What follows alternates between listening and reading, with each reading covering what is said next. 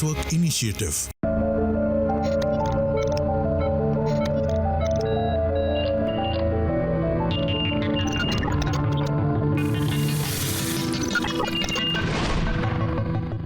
नमस्कार, माझा डॉक्टर कार्यक्रमात मी डॉक्टर महेश चिटणीस सर्व सगळ्यांचं मनपूर्वक स्वागत करतोय.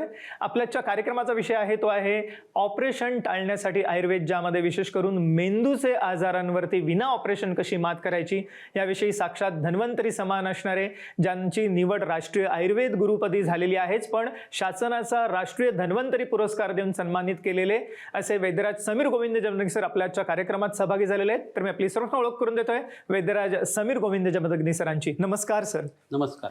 सर्वसामान्य लोकांपर्यंत आयुर्वेद पोहोचवण्यासाठी वैद्यराज अहोरात्र परिश्रम घेत असतात आणि त्यासाठीच गुरुवचन यूट्यूब चॅनल ह्याच्या माध्यमातून दररोज वैद्यराज आपल्या भेटीसाठी येत असतात. तर आपल्याला आयुर्वेदाविषयी अधिक मार्गदर्शन हवं असेल तर आपण जरूर गुरुवचन यूट्यूब चॅनलला भेट द्या. आणि सगळ्यात महत्त्वाची गोष्ट म्हणजे विश्वामृत चिकित्सालयामध्ये आता सर्व प्रकारच्या असाध्य आजारांसाठी सर्वोत्तम स्वरूपाचे उपचार उपलब्ध झालेले आहेत. विश्वामृत चिकित्सालय पुणे, मुंबई, कोल्हापूर या तिन्ही ठिकाणी कार्यरत आहे. या ठिकाणी 25 तज्ज्ञ डॉक्टरांची टीम ही सातत्याने अहोरात्र रुग्णांना तात्काळ सेवा मिळाव्यासाठी कार्यरत असतेच. आणि मला आवर्जून सर्वेक्षकांना सांगायचं आहे की विश्वामृत चिकित्सालयामध्ये आता सर्व प्रकारच्या असाध्य आजारांसाठी ठोस उपचार आपल्याला उपलब्ध झालेले आहेत. गेल्या काही वर्षांमध्ये मधुमेह, उच्च रक्तदाब, हृदयविकार किंवा पॅरालिसिस, स्ट्रोक सारखी समस्या आपल्याला वाढलेली आढळते, किंवा विविध स्वरूपाचे पोट विकार आहेत, श्वसन विकार आहेत, त्वचा रोग आहेत, स्त्रियांशी निगडीत समस्या आहेत ज्याच्यामध्ये पीसीओडी, थायरॉइड सारखे हार्मोनल इम्बॅलन्स आहेत, स्त्री पुरुष वंध्यत्वाची समस्या वाढलेली आहे, किंवा बालकांचे आजार ज्याच्यामध्ये विशेष करून बालकांची शारीरिक बौद्धिक वाढ किंवा गेल्या काही वर्षात ऑटिझम, गतिमंदता, मतिमंदतेसारखे आजार आपल्याला वाढलेले आढळतात. याच अनुषंगाने मस्क्युलोस्केलेटल डिसऑर्डर्स म्हणजेच संधिवात, गुडघेदुखी, फ्रोझन शोल्डरसारखी समस्या आहे, किंवा मणके विकार ज्याच्यामध्ये मानपाट, कंबरदुखी, स्लिप डिस्क, सायटिका, स्पॉन्डिलायटिस सारखे आजार आहेत. आणि ह्यांना बऱ्याचदा आपल्याला ऑपरेशन सांगितलं जातं, पण आपल्याला आता हे ऑपरेशन टाळून ह्या सर्व आजारांवरती मात करता येणे शक्य आहे विश्वामृत उपचारांनी. अर्थातच ते कसं आपण आजच्या कार्यक्रमात जाणून घेणार आहोत, पण तत्पूर्वी प्रेक्षकांसाठी नम्र निवेदन, आपण संपर्कासाठी जे स्क्रीनवरती नंबर बघत आहात ते विश्वामृत चिकित्सालयाचे हेल्पलाईन नंबर आहेत. ह्याच्यावर आपण फोन करू शकता, अपॉइंटमेंट घेऊ शकता आणि ह्या सर्व उपचारांचा आपण लाभ घेऊ शकता. वैद्यराज समीर गोविंद जमदग्नी सर हे विश्वामृत चिकित्सालयाच्या बरोबरीनेच श्री विश्ववती आयुर्वेद रुग्णालय कोल्हापूर आणि त्याच ठिकाणी नर्गिस दत्त मेमोरियल हॉस्पिटल जे कॅन्सर हॉस्पिटल आहे बार्शी या ठिकाणचं, या ठिकाणी प्रमुख आयुर्वेद चिकित्सक म्हणून कार्यरत आहेत. आणि मला आवर्जून प्रेक्षकांना सांगायचं की कोणत्याही स्वरूपाचा असाध्य आजार असो आपल्याला आता निराश होण्याची गरज नाही. विश्वामृत चिकित्सालय एक आशेचा किरण आहे. तर जरूर कॉल करा पुढील नंबरवर, संपर्कासाठी जे आपण स्क्रीनवरती बघत आहात. वैद्यराज पुन्हा एकदा स्वागत कार्यक्रमामध्ये. आजच्या कार्यक्रमामध्ये मेंदूच्या आजारांविषयी आपण उहापोह करत आहोत आणि एक 5 व्हायटल ऑर्गन मधला मेंदू किंवा ब्रेन हे अतिशय एक महत्त्वाचा असा अवयव आहे. आयुर्वेद कसा विचार करतो मेंदूचा, काय सांगता येईल? 1200 ते 1300 ग्रॅम एवढ्या प्रमाणामध्ये आपल्या मेंदूचं वजन जे आहे ना ते असतं. आणि याच्यामध्ये मस्तिष्क तयार होत असताना 4थ्या महिन्यामध्ये आईच्या पोटात असताना मस्तिष्काची वाढ जी आहे ती हळूहळू व्हायला लागते. त्यावेळी तो अभिव्यक्त व्हायला सुरुवात होते. ह्याच्यापेक्षा महत्त्वाची गोष्ट अशी की आपल्या शरीरातली जी मेदाची घटना आहे म्हणजे फॅट आहे ते पहिले ना हाडामध्ये जातं, त्याचं कन्व्हर्जन जे आहे ते मज्जाधातूमध्ये उत्पन्न होतं आणि त्याचा ब्रेन उत्पन्न होतं असं आयुर्वेदाचं म्हणणं आहे. आणि हा ब्रेन किंवा हे डोळे किंवा मज्जातंतू जे आहे ते आपल्या ग्रहणी नावाच्या छोट्या तड्यामध्ये जिथं पित्तधरा कला आहे तिथंच मज्जाधरा कला सांगितलेली आहे. त्यामुळे तुमचे डोळे बिघडणं, तुमचा मेंदू बिघडणं, तुमची मज्जासंस्था बिघडणं हे सगळं कर्तृत्व तुम्ही अन्न खाल्ल्यानंतर 3 तासाने अन्न जिथं जातं तिथल्या पचनाशी संबंधित आहे, तुम्ही लक्षात घ्यायला पाहिजे. तिथं पित्तधरा कलेमध्ये तुमचा मेंदू तयार होत असतो. तर मस्तिष्काशी संबंधित आजार असताना त्यामुळे तुम्ही अन्न खाल्ल्यानंतर तुमची जी भट्टी आहे पोटाची ती कशी काम करते हे लक्षात घेणं खूप गरजेचं आहे. आपल्या मेंदूची जर कपॅसिटी तुम्ही लक्षात घेतली ना तर 10,000 करोड न्यूरॉन्स जे आहेत ना ते आपल्या शरीरामध्ये आपल्या मेंदूमध्ये उपस्थित आहेत. आणि त्याची जर तुम्ही कपॅसिटी जर बघितलं तर 2.5 पेंटाबाईट एवढा आपल्या मेंदूची कपॅसिटी आहे स्टोअर करण्यासाठी. मेमरी त्याची जी आहे ती 16 GB जवळजवळ 1,56,000 एवढे पेन ड्राईव्ह जे आहेत ना त्याच्या जेवढी माहिती बसेल तेवढी तुमच्या मेंदूमध्ये बसू शकते. आणि हे सगळं केव्हा मेंदूचा 15% 20% भाग वापरत असताना. सगळं जर वापरायला लागला तर तुम्ही सुपरमॅन होऊ शकता, हे कुठेतरी लक्षात घेणं गरजेचं आहे. अशा मेंदूला आधार झाल्यानंतर मेंदूचा काही भाग काढून टाकायचा किंवा तिथल्या काही गोष्टीचे जे सिस्ट आहेत ते ॲब्झॉर्ब करून टाकायचे.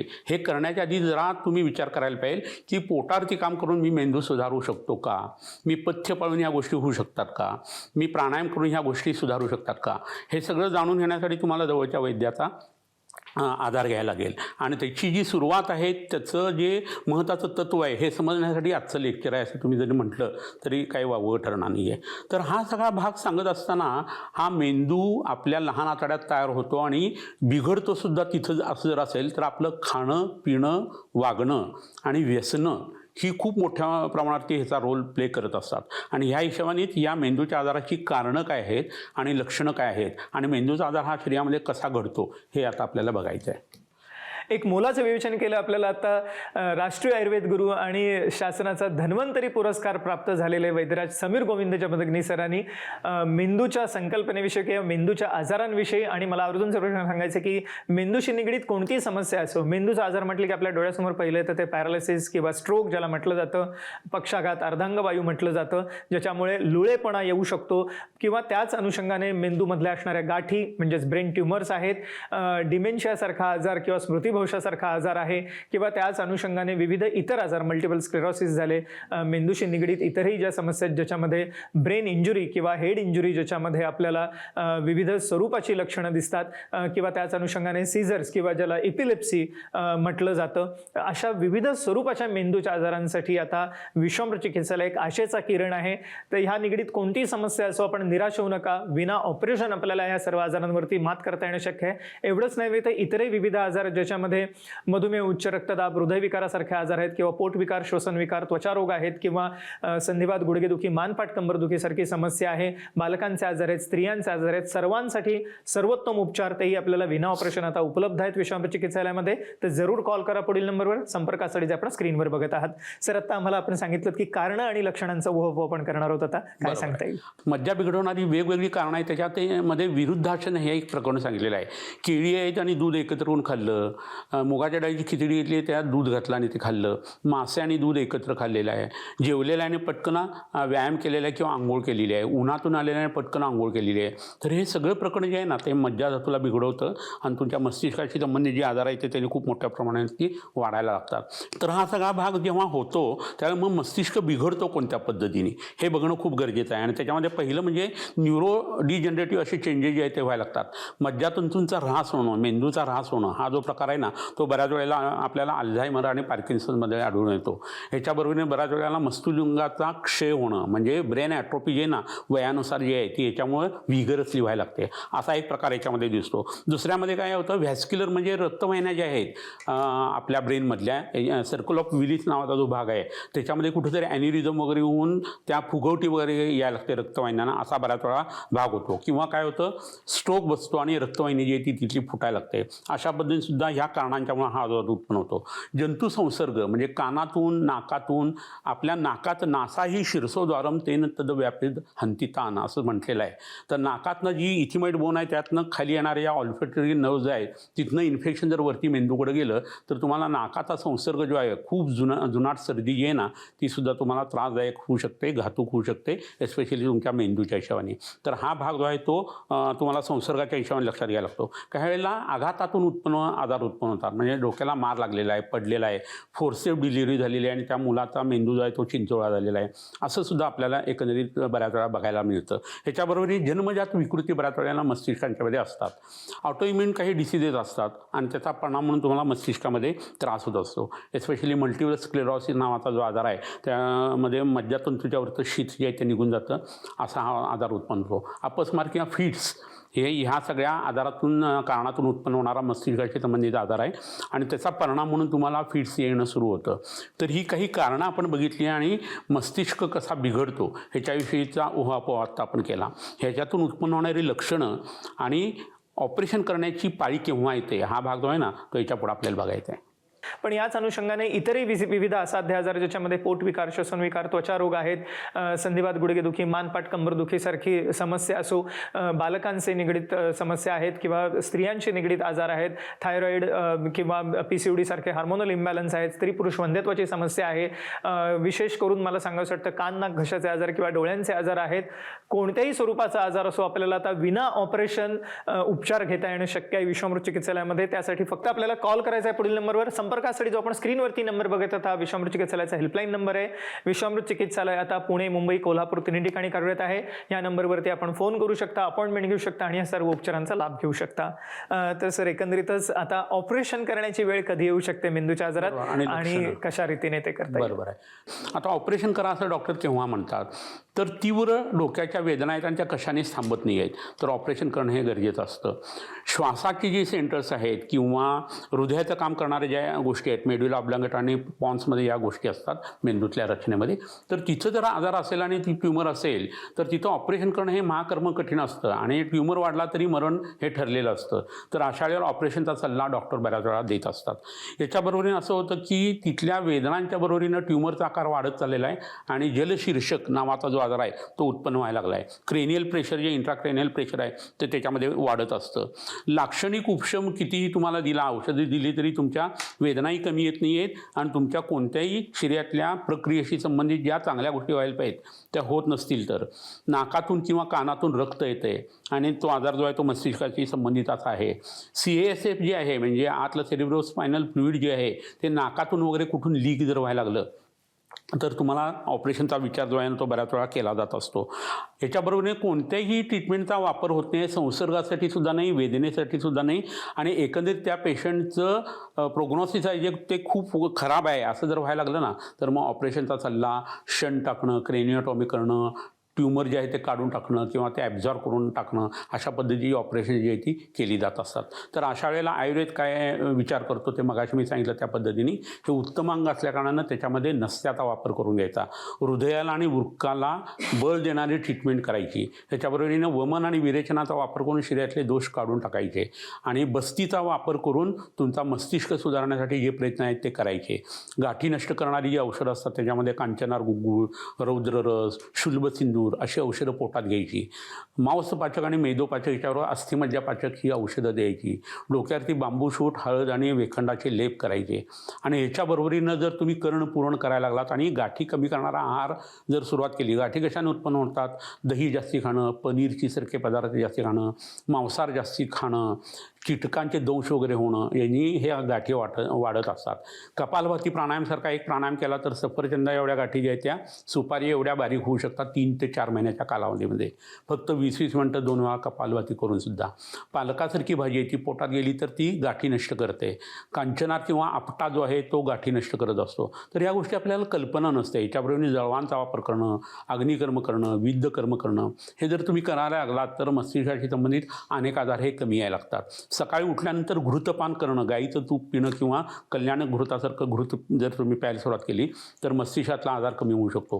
दाधिक घृत म्हणून सांगितलेलं आहे ते मेंदूच्या गाठीसाठी अतिशय अप्रतिम उपयोगी पडत असतं.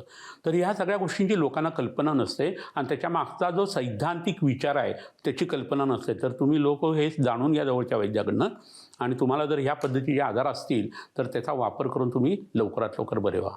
सर, अर्थातच मेंदूच्या आजारांविषयी चर्चा करत असताना विविध स्वरूपाच्या वनस्पती आणि या ठिकाणी विविध द्रव्य आणलेली दिसत आहेत. सगळ्याच प्रेक्षकांना जाणून घेण्याची उत्सुकता याविषयी काय सांगता येईल? हां, तर आता आपण काही ओल्या हिरव्या वनस्पती आणि शुष्क द्रव्य जी आहेत ना ती सुद्धा बघूया. तर पहिलं एक औषध मी तुम्हाला दाखवू इच्छितो आणि ते म्हणजे हे मोगली एरंड नावाची वनस्पती आहे. हिला मराठीमध्ये पश्चिम महाराष्ट्रामध्ये सांगली, मिरज, कोल्हापूरच्या बाजूला इरमुंगळी असं म्हणतात, मोगली एरंड.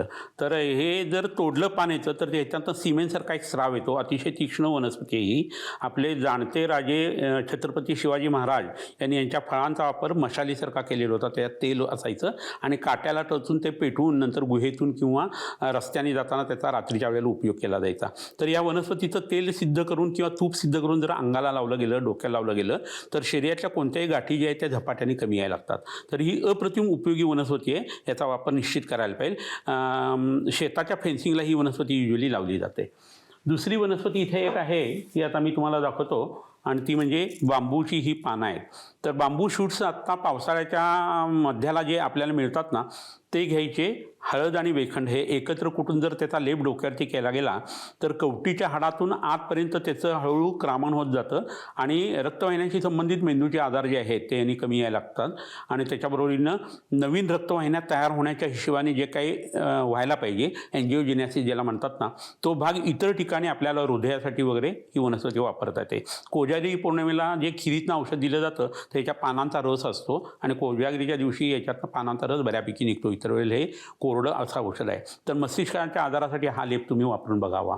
आणखीन एक वनस्पती इथं आहे, ते शुष्क द्रव्य आहे आणि ती वनस्पती म्हणजे कोंबड नक्की. कोंबडीच्या नखासारखी ही नखं तुम्हाला जाणवतील आणि माथेरान प्रांतामध्ये सिंहगडवरती ही वनस्पती भरपूर मोठ्या प्रमाणात आपल्याला मिळते. तर ही उगाळून जर लावली तर शरीरातल्या कुठल्याही गाठी, मग त्या स्तनामध्ये असतील, जांघेमध्ये असतील किंवा काखेमध्ये असतील, डोक्यामध्ये असतील, तर त्याच्यासाठी याचा उपयोग होतो. तुम्हाला असं वाटेल की त्वचेवरती लावून आत मेंदूची गाठ कधी विरघळते का, काय सांगतोय हा माणूस, आता बऱ्याच वेळेला प्रश्न पडतात लोकांना. पण आयुर्वेदाची तत्त्वं माहीत नसतात, परिभाषा माहीत नसते, अभ्यास करायची इच्छा नसते आणि नावं ठेवायची इच्छा खूप असते. तर अशा लोकांनी आयुर्वेद वाचावा. भ्राजक पित्त म्हणजे काय हे समजून घ्यावं. केसांची मुळं आणि केस हा मज्जेचा उपधातूही सांगितला आहे हे लक्षात घ्यावं आणि या वनस्पतीचा वापर करून ट्रीटमेंट करायचा प्रयत्न इतर औषधांच्या सहित वैद्याच्या मार्गदर्शनाने करायला पाहिजे. आणखीन एक वनस्पती इथं दाखवतो तुम्हाला सगळ्यांना माहीत असलेली. हरिद्रा नावाचे दोन जे प्रकार असतात, आंब्या आणि हळद, या दोन्ही वनस्पती याच्यासाठी उपयोगी आहेत. तर हळदीचा मगाशी वेखंडाबरोबर कसा वापर करायचा हे मी सांगून झालं. याचा पोटातून सुद्धा वापर आपल्याला करता येतो. कांचनाराच्या पानांच्या रसाबरोबर किंवा आपट्याच्या पानाच्या रसाबरोबर जर हळद घेतलेली तर शरीरातल्या गाठी या झपाट्याने कमी येत असतात. आणखीन एक महत्त्वाचं एक द्रव्य जे आहे ते तुम्हाला दाखवतो आणि ते म्हणजे अळशी, जवस ज्याला म्हणतात ते. ह्याच्यात ओमेगा 3 आणि 6 भरपूर मोठ्या प्रमाणात असतं. नुसतं ओमेगा घेण्यापेक्षा हे घेणं कधी चांगलं आहे. क्रूड गोष्टी ह्याच्या अँटिगोनी ह्याच्यातच असतात आणि त्याचा वापर चांगला होतो. नुसतं ओमेगाचं जर तुम्ही औषध घेतलं तर लिव्हर डॅमेज होण्याची शक्यता असते. तर ह्याची चटणी करून तुम्ही खा. फ्लेक्स ऑइल किंवा ह्याचं जे तेल आहे ते तुमच्या शरीराला लावा, अंगाला लावा, कानामध्ये आणि नाकामध्ये सुद्धा हे घाला आणि ते करताना ते निर्जंतुक आहे ना एवढं मात्र तुम्ही बघणं खूप गरजेचं आहे. तर असा हा एक भाग महत्त्वाचा आहे. ह्याच्यानंतर जलोकाची माहिती दरवेळी मी तुम्हाला सांगतो तशी आत्ताही पुन्हा सांगतो. या जळवा ज्या आहेत त्या दूषित रक्त जे आहे ते शोषून घेत असतात. काकीस्थान जे आहे जिथं शेंडी ठेवली जाते त्या ठिकाणी आणि टेम्पोरल बोनवरती या जळवा ज्या आहेत त्या मस्तिष्कातल्या गाठींसाठी आणि मस्तिष्काच्या आजारासाठी तुम्हाला खूप चांगल्या पद्धतीने वापरता येत असतात. तर जवळच्या वैद्याकडे जाऊन याचा वापर जो आहे तो तुम्ही करून घेणं इष्ट आहे. ह्याच्याबरोबर आणखीन एक सोन्याची शलाका दरवेळी मी जी दाखवतो ती तुम्हाला पुन्हा दाखवतो. तर हा जो भाग आहे पुढचा सोन्याचा तो गरम करून त्या ठिकाणी मेंदूचे काही ठराविक विशिष्ट डोक्याचे जे पॉईंट्स आहेत, स्थपनी मर्म आहे किंवा ज्याला आपण विशुद्ध चक्र म्हणतो त्या ठिकाणी, कानावरती शंख प्रदेश जो आहे त्याच्या ठिकाणी आणि काकीस्थानी अशा या जर शलाकेचा वापर करून तुम्ही अग्निकर्म केलं तर पोटातल्या औषधावरती याचा अप्रतिम फायदा होतो. तर या सगळ्या ओल्या वनस्पती सांगितलेली औषधं त्याच्या मागचा विचार हा जर तुम्ही राबवला तर मस्तिष्काशी संबंधित अनेक आजारांची उत्तरं तुम्हाला ऑपरेशन न करता सुद्धा मिळू शकतात.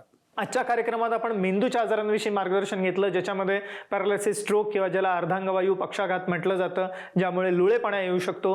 पॅरालिसिसची जी समस्या आहे ही खूपच मोठी आहे, पण त्याच्या व्यतिरिक्तही मेंदूतील गाठी म्हणजे ब्रेन ट्युमर्स झालं, इपिलेप्सी अपस्मारासारखा आजार आहे, डिमेन्शिया स्मृतिभ्रंशासारखा आजार आहे, मल्टिपल स्क्लेरोसिस सारखी समस्या आहे, अपघातामुळे होणारी हेड इंजुरी आहे, जंतू संसर्ग आहेत मेंदूला होणारे किंवा त्याच अनुषंगाने इतरही मेंदूशी निगडीत समस्या, ह्यावरती आपल्याला मात करता येणं शक्य आहेच. पण गेल्या काही वर्षात वाढलेले मधुमेह, उच्च रक्तदाब, हृदयविकारासारखे आजार आहेत, ब्लॉकेजेस सारखी समस्या असो किंवा त्याच अनुषंगाने विविध पोट विकार, श्वसन विकार, दमा, अस्थमा, ॲलर्जी सारखे प्रकार, त्वचा रोग आहेत किंवा विशेष करून मला आवर्जून सांगायचं वाटतं की कान, नाक, घसा, डोळ्यांशी निगडीत समस्या असोत, स्त्रियांचे आजार आहेत ज्याच्यामध्ये PCOD, थायरॉइड सारखी समस्या किंवा स्त्री पुरुष वंध्यत्वासारखी समस्या आहे, बालकांचे आजार आहेत ज्याच्यामध्ये गेल्या काही वर्षात गतिमंदता, मतिमंदता, ऑटिझम सारखी समस्या वाढलेली आढळते आणि याला कोणतेही ठोस उपचार आज आधुनिक शास्त्रात नाही आहेत.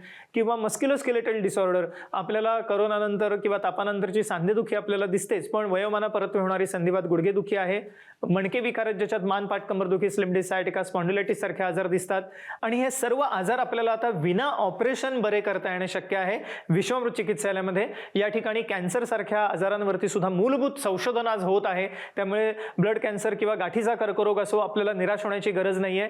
जरूर आपण कॉल करू शकता पुढील नंबरवरती. संपर्कासाठी आपण स्क्रीनवरती नंबर बघत आहात, विश्वामृत चिकित्सालयाचे हेल्पलाईन नंबर आहेत. विश्रामृत चिकित्सालय आता पुणे, मुंबई, कोल्हापूर या तिन्ही ठिकाणी कार्यरत आहे. या ठिकाणी 25 तज्ज्ञ डॉक्टरांची टीम हे सातत्याने आपल्याला अहोरात्र सेवा देण्यासाठी कार्यरत असतेच. पण सगळ्यात महत्त्वाची गोष्ट म्हणजे कोणत्याही स्वरूपाचा असाध्य आजार असो, एक आशेचा किरण आहे विश्रामृत चिकित्सालय, तर जरूर कॉल करा पुढील नंबरवरती. संपर्कासाठी जे आपण स्क्रीनवरती बघत आहात. वैद्यराज, आपण आजच्या कार्यक्रमात सहभागी झालात आणि अमूल्य मार्गदर्शन सूचना केलं त्याबद्दल मनपूर्वक आभार. धन्यवाद. नमस्कार.